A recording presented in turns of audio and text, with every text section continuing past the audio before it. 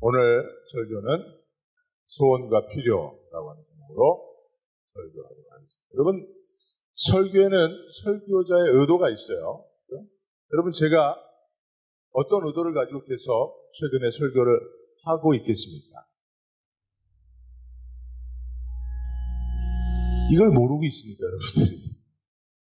상대방이 어떤 마음을 가지고 어떤 의도와 의사를 가지고 말을 하는지를 생각하지 않으니까 못 알아먹는 거예요.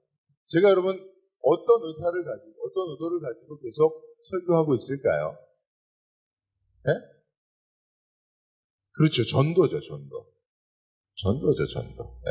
물론 기본적으로는 이제 은혜를 끼치려고 말씀의 은혜가 여러분들이 임하게 하려고 하지만 지금 제가 이제 새생명 축제를 앞두고 전도라고 하는 의도를 가지고 설교를 하고 있습니다. 네. 왜냐하면 저는 제 목회에 매우 중요한 원칙 중에 하나가 성도들이 움직이는 데 있어서 가장 중요한 동인이 말씀이어야 한다라고 믿습니다. 말씀을 통해서 움직이지 않으면 그래서 시스템이나 조직이나 어떤 인간적인 방법이나 강압에 의해서 움직이면 그것은 선하고 아름다운 것이 아니라고 생각합니다. 세상 사람들은 인센티브를 통해서 또는 당근과 채찍을 통해서 또는 어떤 명예와 또는 수치를 동원해서 사람들을 움직입니다. 조직을 운영합니다. 그러나 교회는 오직 하나님의 말씀으로만 움직일 수 있는 그것이 동기가 될 수 있는 그런 영성 공동체가 되어야 할 줄로 믿습니다. 그래서 저는 말씀에 제 의도를 담기를 원합니다. 하나님의 생각을 담기를 원합니다. 그리고 이 말씀을 통해서 여러분들의 신앙의 양심에 호소하는 거예요. 여러분 오늘 말씀을 통해서도 여러분들이 말씀이 원하는 바 하나님의 생각에 동의하고 그것 때문에 여러분들의 삶을 거기에 맞춰 순종하고자 하는 결단이 없다면 여러분들이 여러분들의 삶과 믿음을 다시 한번 점검해 볼 필요가 있는 거예요. 다른 그 무엇으로 여러분들은 나를 움직이도록 생각하지 말아야 돼요. 요구하지 말아야 돼요. 특별히 교회에서는 오직 하나님의 말씀만으로 내가 감동받고 결단하고 변화돼야 합니다. 아멘이죠. 교회 와서도 내가 직분 때문에 교회 와서도 다른 사람 눈치 보며 그 수준에 맞추려고 교회 와서도 뭔가 조직과 시스템에 의해서 자꾸 움직여 가려고 교회 와서도 어떤 인센티브를 원하고 뭔가 내게 주는 보상 때문에 그런 것 때문에 움직인다면 그건 교회가 아니죠. 세상 조직과 다를 바 없습니다. 교회도 사람들이 모였어요. 예, 그렇습니다. 그렇게 해서 사람들이 움직여지기도 합니다. 성도들이 따라 교회의 어떤 행사나 또는 목적하는 바에 움직여지기도 합니다. 그러나 하나님 앞에서는 여러분 성경을 보십시오. 성교의 성도들의 헌신과 충성과 목숨을 다하는 순교가 무엇으로 이루어졌습니까?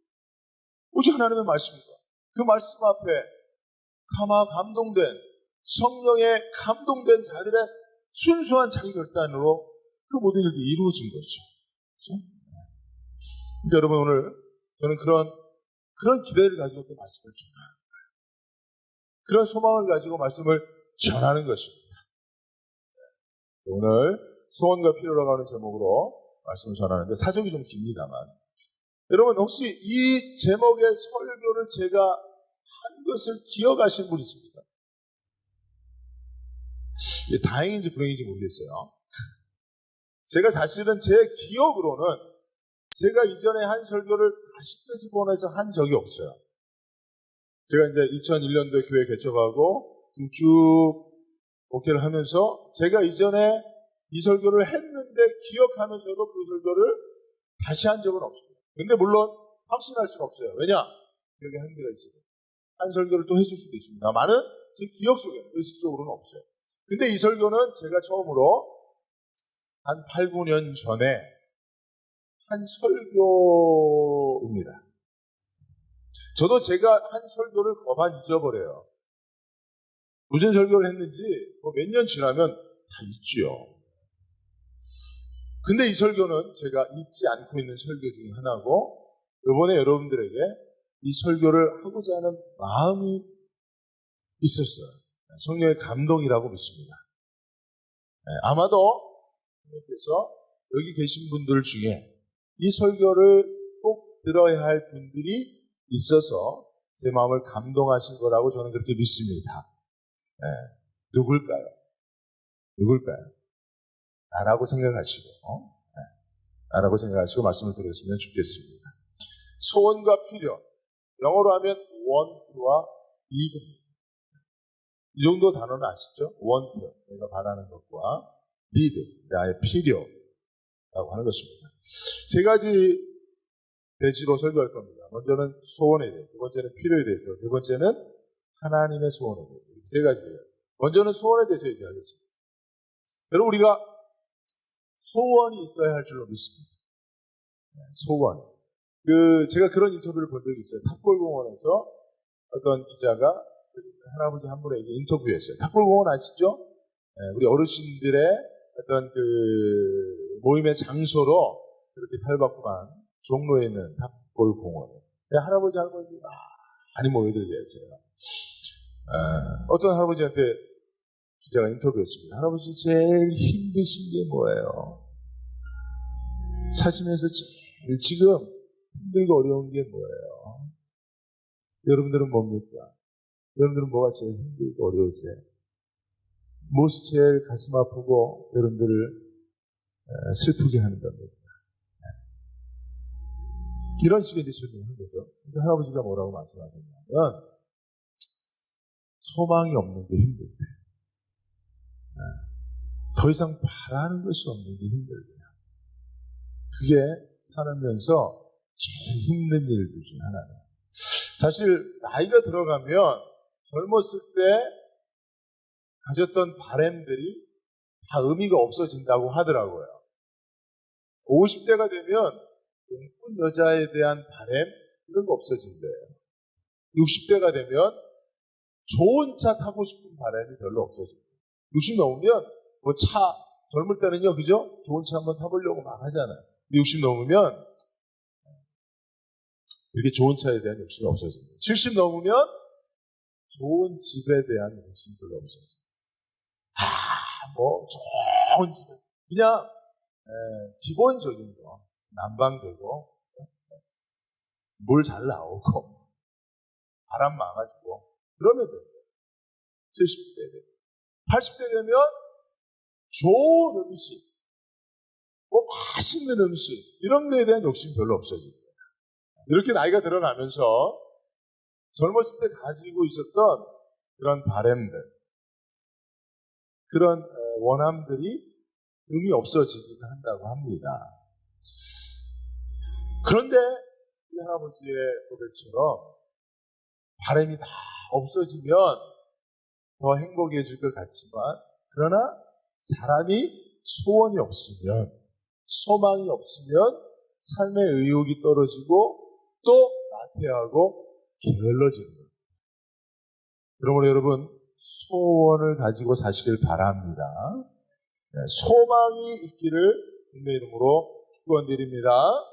우리가 소원을 가져야 될 두 가지 이유가 있어요. 첫째는 하나님이 우리에게 소원을 두시고 그 소원의 성취를 이루어가는 방식으로 일하시기 때문에, 하나님이 일하시는 방식이 소원을 두고 행하시는 거예요. 빌립보서 1장 몇 절이에요?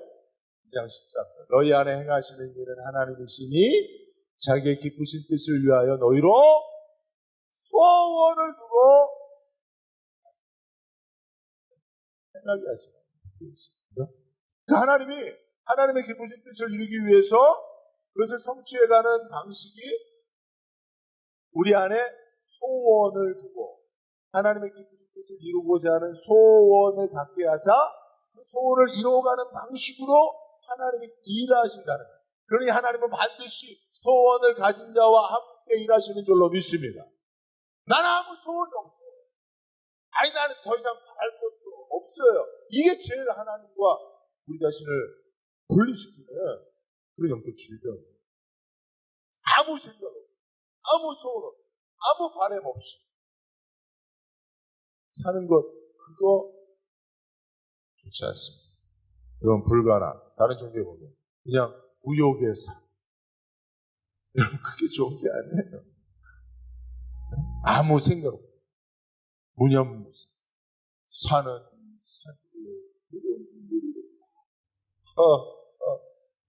그러고 사는 게, 그게 기독교 안에서는, 하나님 안에서는 그게 온전한 삶이 아니에요. 소원이 있어요. 소원이 있어요. 소원이 있어야 된다니까. 아멘이 된다니까. 지금도 아무 생각이 없는 분들이 여러 계십니다.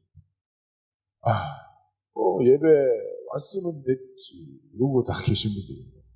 여러분, 소원 있는 사람은 눈빛이 달라요. 예배에 대한 소원이 있는 사람, 예배를 통해서 이루고자 하는 소원이 있는 사람은 예배에 임하는 태도가 다릅니다. 그렇죠? 제가 설교를 통하여 이루고자 하는 소원이 있으니까 표정이 다른 거 아니에요. 그렇죠? 제가 설교를 모니터링을 해보면 제가 막 설교할 때 막 눈썹을 이렇게 막 치켜뜨고 이렇게 설교를 하더라고요. 그래갖고 내가 연습했어요. 할렐루야, 성도님들, 소원이 있어야 하는 줄로 믿습니다. 하나님이 소원을 두고 행하신다고 하지 않았습니까? 소원을 가지세요. 이렇게 연습을 해봤어요. 그래서 그렇게 연습하려고 강단에 섰는데 왜? 내 마음에 설교를 통해서 이루고자 하는 간절한 소원이 있습니다. 여러분, 우리가 상품 하나 팔아도 봄나물 맛있습니다, 사가든지 말든지 이러면 사가겠어요? 팔려고 하는 의사가 있어요. 소원이 있는 사람 맞습니다. 그러니까 여러분, 제가 설교할 때 막 얼굴이 이래저렇게 막 변화가 돼도 너무 그거 가지고 탓하지 않으시길 바랍니다. 목사님의 마음에 설교자로서의 소원이 있구나. 그 소원을 간파를 해야지. 그죠? 이게 하나님 일하시는 방식이에요. 또 하나, 하나님이 우리로 소원을 받기를 원하시는 것은 우리가 소원이 있을 때 하나님 앞에 나가게 됩니다.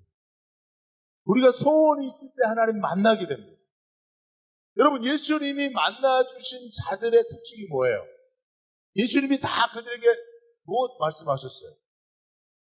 예수님의 기적과 치유를 경험한 자들의 특징이 뭐예요? 소원을 가지고 주님 앞에 나옵니다.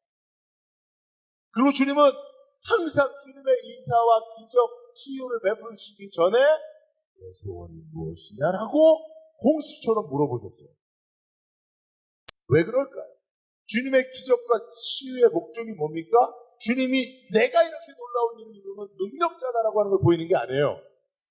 주님은 그 사건을 통해서, 그 기적을 통해서, 그 치유를 통해서 그 기적이 필요한 자를 하나님 앞에 인도하기 위함입니다.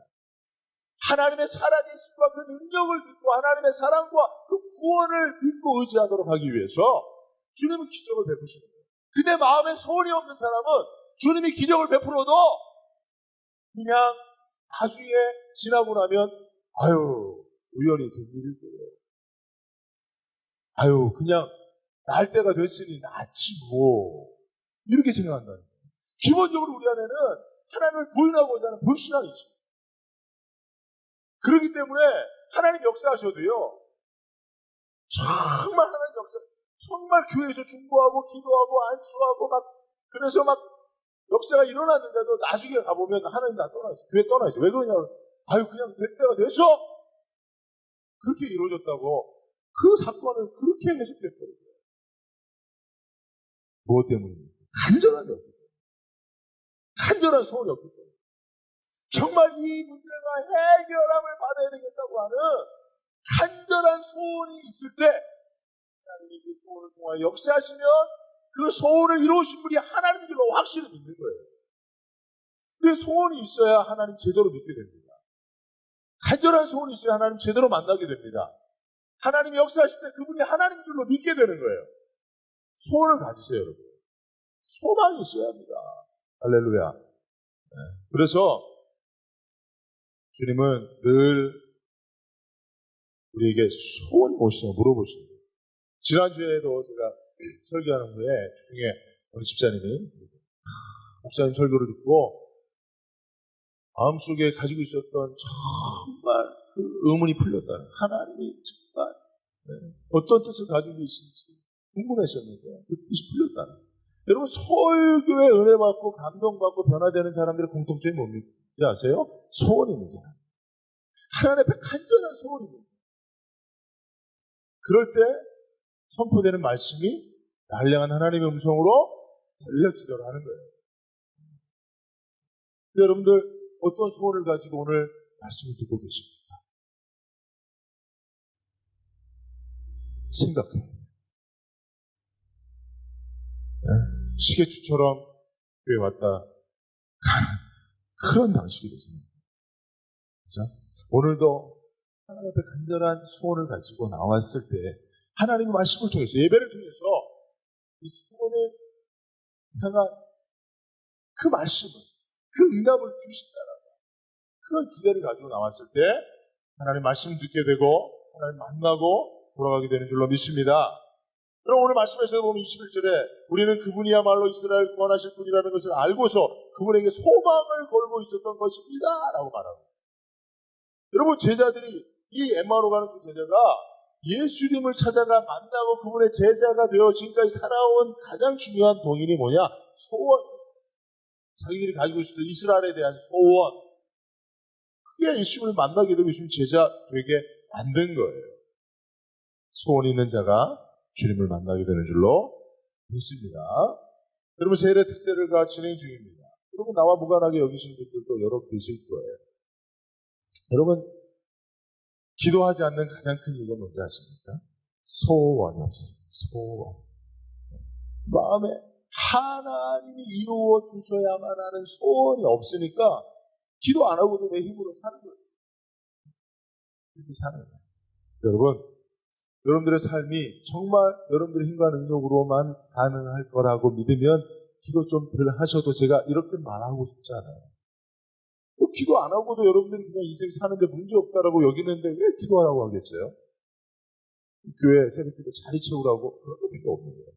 그러나 여러분, 정말 내 인생, 내 힘과 능력으로 할 수 없는 일들이 가득하고, 그러나 그 일들이 꼭 이루어져야 하는 간절한 소원이 내 안에 있기에 나는 하나님 앞에 기도해야 된다라고 하는 그런 필요를 가지고 하나님 앞에 나온다면 하나님이 그 소원을 들어응답하실 줄로 믿습니다. 자, 소원에 대한 이야기. 두 번째, 필요에 대한 이야기를 하겠습니다. 소원이 중요한데 사실은 소원보다 더 중요한 게 필요해요. 원투보다 더 중요한 게 니드입니다. 왜냐하면 하나님은 우리의 소원을 아시지만 우리의 소원을 따라 역사하시기보다는 우리의 필요를 따라 역사하시는 분이 하나님이신 줄로 믿습니다. 정말 동의하세요? 우리가 바라는 그 소원보다 하나님은 우리에게 정말 필요한 것이 무엇인지 아시고 우리의 필요를 채우시는데 하나님이 역사하신다는 거예요.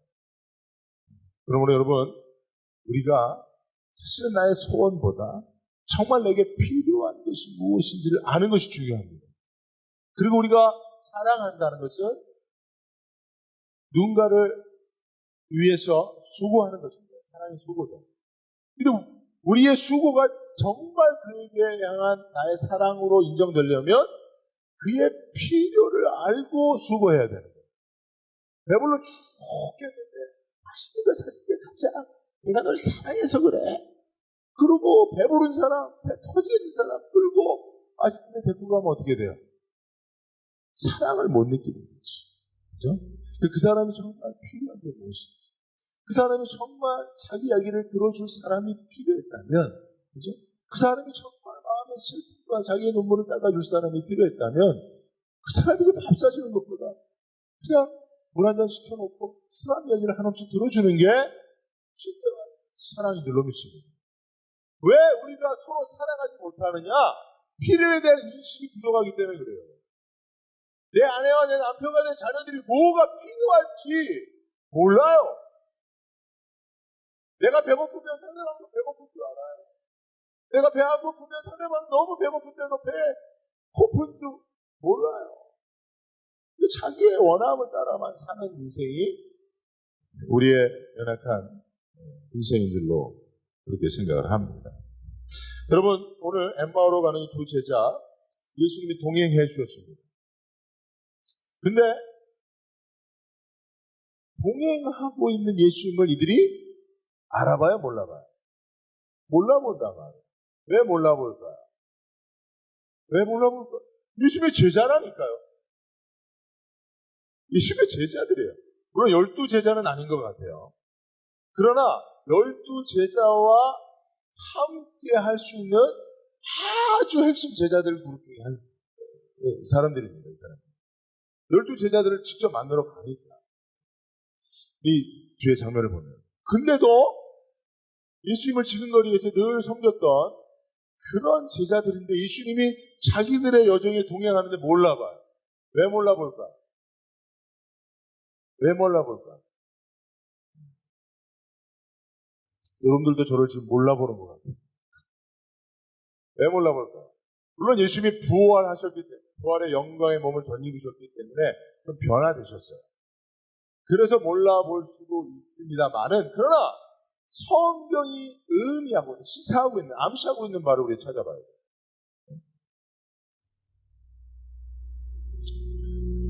21절에 보면 이들의 눈을 가리고 있는 게 있었어요. 31절에 보면 그들의 눈이 밝아졌다고 그랬잖아요. 그것은 그들의 눈이 밝아지기 전에 눈이 어두워졌다는 거예요. 가리고 있었다는 거예요. 무엇이? 그래서 예수님이 함께하지만 예수님을 몰라봤다는 거예요. 마이크 좀 볼륨 조금 더 높여주세요. 21절에 보면 우리는 이 사람이 이스라엘을 속량할 자라고 바랐노라. 이스라엘을 구원해 주실 분이라고 바랬는데, 그 소원이 있었는데, 원투가 있었는데 주님이 그들의 소원을 들어주지 않은 거예요. 즉 그들의 간절한 소원이 그들의 눈을 오히려 가리고 있어서 정작 주님을 알아보지 못했다는 겁니다. 한 사람이 가지고 있는 소원이 그들의 눈을 가리고 그들의 영적 민감함을 둔감하게 만들 수 있다는 사실입니다. 그러니까 여러분, 무엇을 의미하는 겁니까? 소원을 가질 때 참 소원을 가져야 돼요. 우리의 눈을 가리우는 소원을 가지면 안 되죠. 그런 것을 소망이라고 하지 않고, 소원이라고 하지 않고, 꿈이라고 하지 않고 야망이라고 그래요. 욕망이라고 합니다. 그래서 여러분, 우리가 야망에 기초하고 욕망에, 욕심에 기초한 소원을 가지면 그 소원에 눈이 가리워집니다. 저도 인생을 살면서 그럴 때 있었어요. 눈이 가리워져서, 귀가 가리워져서 하나도 보이지 않고 하나도 들리지 않고, 지나고 보니까 어떻게 내가 그때 그걸 보지 못했을까? 어떻게 내가 그 이야기를 듣지 못했을까? 가슴을 치지만 이미 지나간 일이다. 후회도 소용없는, 회개해야만 하는 그 일들이 있더라고요. 그것은 결국은 이 제자들처럼 예수님을 이스라엘의 정치적, 군사적 지도자라고 하는 소원을 가지고 바라봤기 때문에 정작 예수님을 본 거예요. 하나님 보내신, 인류 구원을 위해 보내신 하나님의 독생자 예수를, 메시아 그리스도를 정작 보지 못한 거예요. 눈이 가리워졌어요. 자기들의 소원에 눈이 가리워졌어요. 그러므로 여러분, 잘못된 소원은 우리의 눈을 가릴 수 있고요. 그렇다고 한다면 온전한 소원은 무엇이겠습니까?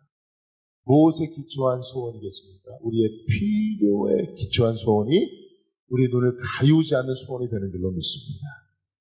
우리의 필요와 부합한 소원을 가질 때 그 소원이 오히려 주님 앞에 우리를 더 가까이 나가게 한다는 사실을 믿으시기 바랍니다.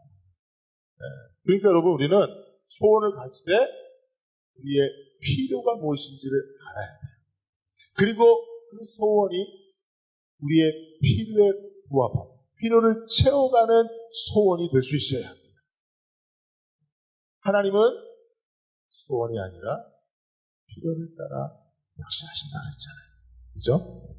하나님이 우리에게 주신 소원은 우리에게 정말 필요한 그 필요에 기초한 거예요. 그래서 여러분, 우리가 필요를 아는 것이 중요합니다. 자신의 진정한 필요가 무엇인지를 깨달은 자만이 그 필요를 채워주시는 주님을 알아보게 됩니다. 여러분, 지금 이 제자들이요, 예수님과 동행할 때 예수님 몰라봤어요. 예수님이 그래서 이 바보들아, 이 어리석은자들아, 야, 내가 예수야라고 하면서 예수님에 대한 성경의 말씀들을 쫙 풀어서 설명해 줬어요. 그러니까 예수님이 제자들에게, 자기 자신을 몰라보는 제자들에게 안타까워서, 야, 내가 바로 그 예수야라고 하는 성경의 말씀들을 자기 소개를 계속 한 거예요. 여러분, 여러분들이 날 몰라봐요. 그래서 여러분, 저는요, 하나님교회 목사예요. 여러분들 앞에 늘 설교했던 목사입니다. 그런 이야기를 쭉 설명하는데 여전히 못 알아봅니다. 그런데 어느 순간 예수를 알아봅니다. 언제 알아보죠? 그렇죠. 네. 이 30절에 보면 음식 잡수실 때에 떡을 가지사 축사하시고 떼어 그들에게 주시니 31절에 그들의 눈이 밝아져 그인 줄 알아봅니다. 예수님이 그렇게 자기소개를 해도 못 알아보던 제자들이 예수님이 떡을 떼어 주시니까 떡 먹고 눈이 밝아져갖고 알아봐요. 자, 목사님 이제 알았어요. 제자가 배가 고팠거든요. 배가 뒤지게 고파갖고 앞뒤 천지를 구분할 수 없는 그런 극한, 그렇죠? 배고픔 속에 있었기 때문에 예수님도 몰라본 거 아닙니까? 떡 먹고 나니까 좀 식장 요즘 알아본 거 아닙니까? 맞습니까? 그렇지 않죠. 그죠? 무엇 때문입니까? 예수님이 떡을 떼어 나눠줄 때 무엇을 생각한 거예요? 네? 뭘 생각한 거예요? 그렇죠. 예수님께서 성만찬을 베푸신 게 생각해요. 물론 직접 그 성만찬에 참여했던 12제자는 아닐 가능성이 있습니다만은, 그러나 예수님이 성만찬을 하시면서 하신 그 말씀들이 제자들에게는 아주 중요해집니다. 이게 내 몸이다, 내 피라! 제자들이 예수님과 떡을 떼고 포도주를 마시면서 이게 주님 몸이라 살이라 피라고 하시니 이게 무슨 일이냐고 막 성만찬 끝나고 막 하고 다른 제자들하고 얘기했습니다. 근데 예수님이 십자가 지고 죽으시면서 의미를 알게 된 거죠. 주님이 우리의 피를, 우리의 영원 구원을 위하여 우리의 죄를 사하시고 죄사함 받아 하나님 백성 되게 하시는 그 일을 위해서 예수님이 직접 십자가에 달려 죽으시고 그 살을 찢으시고 피를 다 흘려 주신 것입니다. 주님은 우리가 간절히 원했던 이스라엘의 정치적 해방을 위해서 일하신 것이 아니고 정말 나의 피를 죄사함을 위해서 십자가에 죽으신 거구나라고 하는 사실을 그 예수님이 떡을 떼어주시는 순간 내 필요가 무엇이었고 그 필요를 위해 주님이 십자가를 지고 죽으신 것이구나라고 하는 사실을 그 순간 제자들이 깨닫고 가렸던 그 욕망, 자기들의 어떤 소원에서 벗어나서 주님이 자기의 필요를 채웠다고 하는 그 사실을 그 성만찬의 예표를 주님이 다시 한번 베풀어주는 거예요. 여기서 주님이 다시 성만찬을 하신 거죠, 사실은. 그렇죠? 제자들과 함께. 그러면서 그들의 눈이 밝아져 예수를 알아보게 된 줄로 믿습니다. 그러니까 여러분, 우리가 참으로 하나님을 만날 수 있는 때가 언제예요? 우리가 참으로 우리 예수님을 인격적으로 만날 수 있는 때가 언제예요?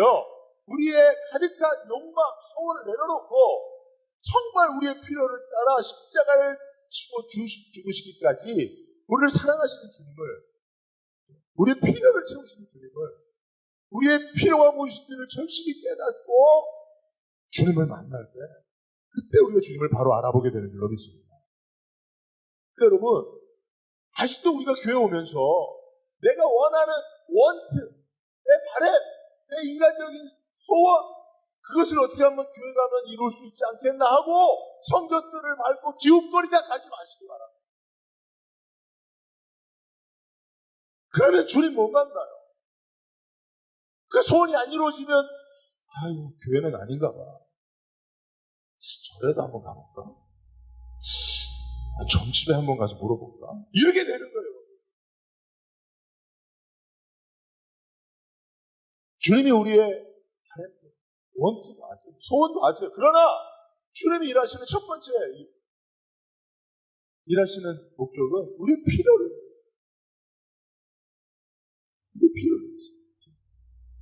여러분 부모님들이요. 아이가 다이어트 한답시고 쫄쫄 굶는 거예요. 부모님 볼 때 하나도 예쁘고 바짝 마르고 그런데도 불구하고 아이는 자기가 이제 살이 빠졌으니까 옷 사달라고 난리야. 근데 엄마는 뭐라 그래요? 밥 먹으면 옷 사줄게. 밥만 먹으면 옷 사줄게. 야, 이 음식 엄마가 차려놓은 거 맛있게 먹으면 배불리 먹으면 옷 사줄게. 그러잖아. 그런데도 그 아이는 밥 먹으면 내가 살 옷이 안 맞으니까 밥을 거부하고 옷을 달라고 그러죠. 그죠? 우리가 그거 같다는 거예요. 주님은 우리의 필요를 아시고 우리 영혼의 우리 심령의 필요를 아시고 정말 우리 가정의 필요를 아시고 우리 가정에 정말 있어야 할 것을 아시고 우리 자녀들에게 무엇이 필요한지를 아시고 그것을 주시기 위해서 오늘 예배 가운데 저와 여러분들을 만나기 위하여 딱 그 필요를 준비하사 여러분들을 찾아오시는 거예요. 여러분들은 여전히 자기 소원, 자기 욕망, 내가 원하는 것에만 매몰돼서 주님을 못 만나고 하는 분들이 많다 많지. 그러니까 여러분 정말 성숙한 사람은 자기 필요를 아는 사람이에요. 우리 자녀들 보면 정말 필요한 건 모르죠. 그죠? 우리 자녀들이 자기가 정말 필요한 건 모르죠. 아이들이 어렸을 때. 그래서 이상한 것만 자꾸 사달라는 거예요. 부모가 왜 자녀들이 사달라는 걸 거절합니까? 대부분의 경우는 돈이 없어서 하기보다는 걔한테 안 필요한 거예요. 하나도 필요 없는 거예요. 근데 이상하게 그것만 사달라는 거예요. 왜 그럴까요? 애들이라서 미성숙해서. 저와 여러분들도 똑같습니다. 저와 여러분들이 영적으로 성숙하지 못하면 필요 없는 것만 구하는 거예요. 근데 내가 있으면 좋겠는 바람은 있거든요. 그래 여러분 그 바람을 따라서만 구한다고 하나님이 역사하시는 게 아닙니다. 우리들의 어리석은 부모들은 그래 마지못해 하지만 하나님 그래 안 하십니다. 필요 없는 것. 아니요. 필요 없는 것을 가지면 그것이 더 우리에게 유익한 것이니 하나님은 우리의 필요에 따라 철저하게 역사하신다는 사실을 여러분 꼭 믿으시기 바랍니다. 그러므로 여러분 우리가 좀 더 영성이 있어져야 되고요. 성숙해야 되고요. 영적으로 민감해져야 될 필요가 있다는 것은 우리의 필요가 무엇인지를 하나님이 나를 통해서 채우기를 원하시는 내 필요가 무엇인지를 이게 조금 더 성숙해지면 확산되면 어떻게 됩니까? 나의 필요뿐만 아니라 우리의 필요가 무엇인지를 깨닫게 됩니다. 우리의 필요. 그죠? 그 교회의 필요가 무엇인지를 깨닫게 됩니다. 교회의 필요. 그리고 더 나아가서는 뭘까요? 자, 나의 필요가 무엇인지를 깨닫고 좀 더 나아가서는 우리의 필요가 무엇인지를 깨닫고 그러면 정말 섬기는 자가 됩니다. 영적인 지도자가 될 수 있어요. 참으로 섬기는 리더가 될 수 있어요. 자, 그 다음이 뭘까요? 하나님의 소원이 무엇인지를 아는 거예요. 그죠? 나의 필요, 우리의 필요, 그 다음엔 뭐예요? 하나님의 소원. 근데 왜 하나님의 소원이라고 그럴까요? 하나님의 필요라고 안 하고? 하나님은 소원과 필요가 같으신 분. 우리는 우리의 소원과 필요가 많이 다를 수 있어요. 어리석고 연약하기. 그러나 하나님은 하나님의 소원이 곧 하나님의 필요입니다. 그러니까 여러분들도 소원과 필요가 동일한 성숙한 사람 될 수 있기를 바랍니다. 그가 원하면 그것이 그의 필요인 줄로 알고 하나님이 믿고 역사하시는 그런 하나님 앞에 인정받는 성숙한 사람 되시길 바랍니다. 여러분 우리들도 자녀들 가운데요. 정말 성숙한 아이는 무엇이든지 원하면 다 해줘요. 그게 정말 필요한 줄로 믿고 해줘요. 그런데 어떤 자녀는 믿지 못하는 자녀는 아무리 원한다고 해도 따져봐요. 정말 그에게 필요한 거예요. 그런데 정말 자녀들 가운데 성숙한 자녀는 철이든 자녀는 무엇이든지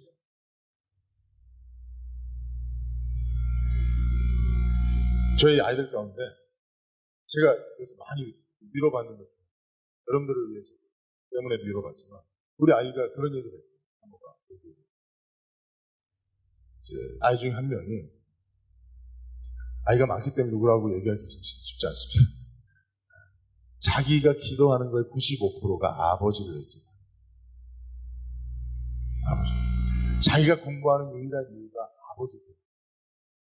여러분, 이거 바보예요? 아니면 철없는 거예요? 아니면 성숙한 거예요? 자녀들이 그래 본 적이 없기 때문에 모르죠. 약간 비아냥거리는 것 같죠. 얼마나 감동이 되는지, 얼마나 위로가 되는지, 얼마나 힘이 되는지. 이야, 이 자녀가 성숙했구나. 자기의 바람도 있을 거 아니에요. 자기가 원하는 것도 있을 거 아니에요. 근데 전적으로 아버지를 위해서, 아버지의 소원을 위해서 자기 공부한다. 공부 열심히 할 거야, 안 할 거야? 열심히. 성적표가 지금 이메일로 오거든요. 학교에서 이메일로 제 성적표 저한테 보내주고. 기도의 95%는 아버지를 위해서. 여러분, 그 아이가 기도할 게 없겠습니까?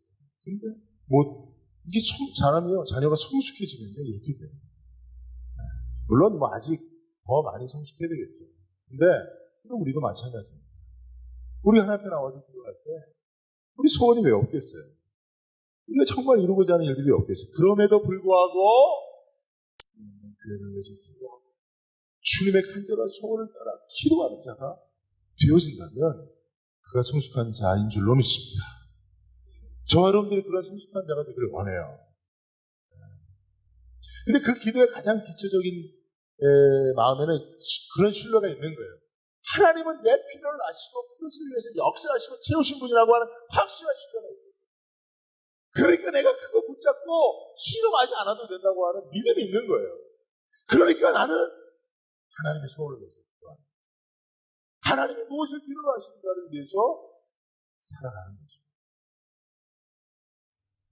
그런 믿음이 저와 여러분이 있길 바랍니다. 그래서 오늘 이 제자들이요, 보십시오. 33절에 보면 곧 그때로 일어나 예루살렘으로 가. 예수님을 딱 만난단 말이에요. 예수님이 누구신지, 나를 위해 십자가에서 자기 피와 살을 다 내어주시고 나를 구원하신 구원자 메시아 그리스도신 것을 비로소 알고 예수님을 알아보게 된 이후에 어떻게 합니까? 그들이 어디로 가고 있었어요? 엠마오로 가고 있었어요. 엠마오 마을로 가는 두 제자, 이 노래죠. 근데 이들이 예수님을 진정으로 알아보고 자기 필요를 채우신 분이 예수님인 줄 알아보고 방향을 돌아서 어디로 갑니까? 예루살렘으로 돌아가요. 이런 인생의 전환이 있기를 바랍니다. 내가 원하는 것들이 이루어지는 그 길로 가면서 주님 억지로 끌고 가는, 주님은 십자가 지고 골고다 언덕길 가야 되는 주님, 그 길 가면 안 됩니다. 내가 원하는 대로 가세요. 내가 원하는 대로 이루어 주셔야 되잖아. 주님 억지로 끌고 가요. 그럼 주님 손 놓고 혼자 가는 거예요. 엠마오로. 그러다가 주님이 정말 내 필요를 아시고 내 필요를 채우신 분이라고 하는 믿음을 갖고 주님을 진정으로 알아보고 그때 돌아서는 거예요. 여러분, 그런 전환점이 여러분들 인생 가운데 있었습니까? 이게 있어야 돼요.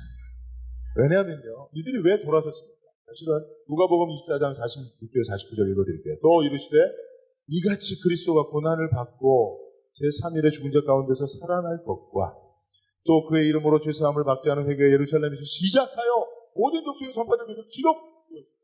너희는 이 모든 일에 증인이라 볼지어다. 예루살렘으로부터 예수님이 십자가를 지고 죽으실 뿐만 아니라 살아나셔서 인류 구원의 메시아가 되셨다고 하는 이 사실이 전파되어져야 한다고 하는, 그리고 그 일을 위하여 쓰임받을 증인이 필요하다고 하는 주님의 말씀, 주님의 이 소원, 주님의 이 필요, 이것을 위해서 엠마오로 가는 자들이 예루살렘에 가야 합니다. 할렐루야. 네. 그러니까 여러분, 우리가 어디로 가야 합니까? 무엇을 따라가야 합니까? 결정돼야 돼요. 여기서 결정돼야 됩니다. 그죠? 주님의 소원, 주님의 필요를 알고 그것을 이루기 위해서 우리 인생길이 방향이 정해져야 되는 거죠. 어제 오랜만에 앞에 어떤 자매가 왔어요. 오랜만에. 제가 그랬어요. 너는 잘 될 거야. 너를 위한 부모님의 기도가 하나님 앞에 다 들심이 되고 받았기 때문에 잘 될 거야. 그러니까 걔가 뭐라 그러잖아요. 정말 그랬으면 좋겠어요, 목사님. 그 말에는 무슨 뜻입니까? 자기가 잘 될 것 같지 않아요. 자기 인생이 지금 방향을 잃어버리고 어디로 갈지 모르는 거예요. 그런데 목사가 잘 될 거라고 하니까 정말 그랬으면 좋겠어요. 여러분, 왜 많은 젊은이들이 어디로 가야 할지 모릅니까? 어떻게 살아야 할지 모릅니까? 그것은 여전히 자기 소원, 자기 원트에 매몰되어 있기 때문에 그래요. 근데 그걸 이룰 수 있는 능력이 자기에게 없으니까. 그런 환경이 아니니까 강합니다. 근데 그 모든 소원과 그 모든 필요를 주님이 채우신다고 확실히 믿으면 내가 가야 할 길이 열리는 거죠. 보이는 거죠. 그 길로 갈 수 있는 담력이 생기는 거죠. 그렇죠? 여러분, 오늘날 우리에게 주님이 가지고 계신 소원이 뭘까요? 지금 저와 여러분들이 가지고 있는 소원이 뭘까요? 주님은 동일하게 주님을 증거하는 증인들을 필요로 하고 있는 줄로 믿습니다. 그 소원을 따라 우리가 살았으면 좋겠어요. 삶이 다양하지만 그러나 주님이 우리에게 바라시는 소원은 어떻게 보면 간단합니다. 그죠? 주님의 증인으로 사는 삶이에요.